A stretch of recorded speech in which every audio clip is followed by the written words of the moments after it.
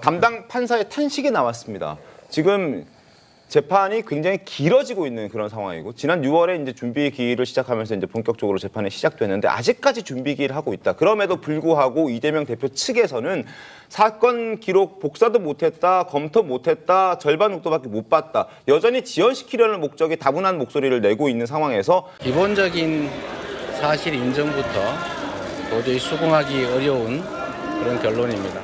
1심 재판 당시 지연은 오히려 검찰이 한 것이고 이 대표는 향후 사법부 절차를 준수하며 재판부가 제시한 일정에 적극 임할 거라며 이같이 말했습니다. 그렇게 정권의 개가 되십니까? 이 대표는 과거에도 총선 유세, 국정감사 등을 이유로 들어서 재판에 불출석하면서 여권으로부터 사법부를 무시하는 태도다 이런 비판을 받았었는데 이번에도 불출석해 논란을 자초했다 이런 지적이 나옵니다. 대통령과 같은 지연 전략이라는 지적이 있는데 어떻게 생각하십니까? 한참 전에 받았습니다. 법관 기피 신청을 냈고 이게 접수가 되면 재판이 즉시 중단됩니다. 다음 달에 대장동 민간업자 재판 증인 출석 앞두고 계신데 입장 어떠세요? 네, 대북송금 사건 재판부 법관 기피 신청 각하 결정을 한 달 동안 6차례 발송했지만 이 대표가 수령하지 않은 것으로 파악됐습니다. 역시 정권의 개입니까?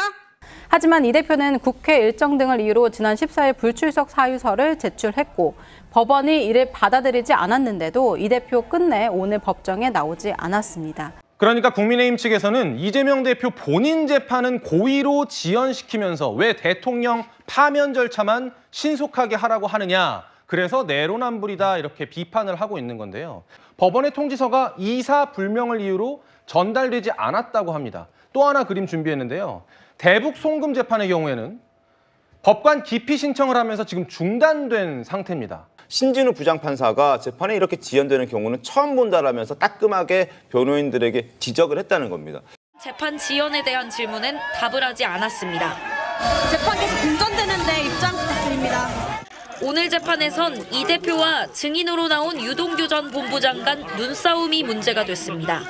실제 이 대표의 공직선거법 1심 재판은 선고까지 2년 넘게 걸렸는데 당시 재판에 출석한 증인만 50명이 넘었습니다. 이에 따라 기피 신청으로 절차가 중단됐던 이 대표의 대북송금 재판은 3개월째 멈춰 있습니다. 지난해 6월 기소된 이후 3차례 공판 준비기일만 진행됐기 때문에 본격적인 재판은 기소 9개월째 진행되지 않고 있는 셈입니다. 사유는 당사자가 없고 문이 닫혀 있다는 패문 부재였습니다. 또 집에 사람이 없어 송달받지 못한 것을 의도적으로 받지 않은 것처럼 공격해서는 안 된다고 말했습니다.